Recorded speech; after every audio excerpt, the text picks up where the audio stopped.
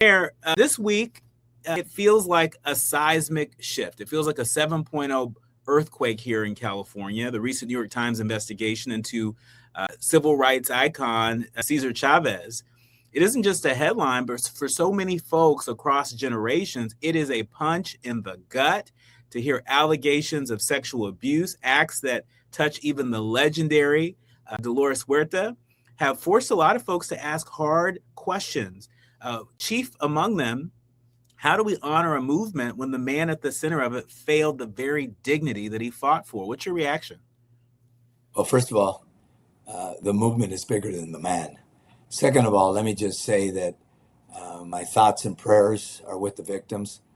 The courage of those victims, the two young women who were young girls at the time, abused and, molested by Cesar.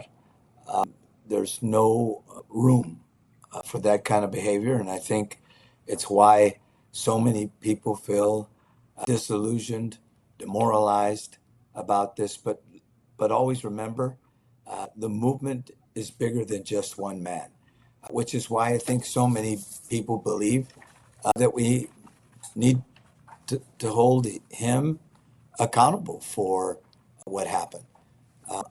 I first met Cesar and Dolores when I was 15 years old. I think you've heard the story. I was 15, a student. It was during the walkouts. I helped to start the Black Student Union, and a couple of months later, the United Mexican American Students. I led the walkouts in high school.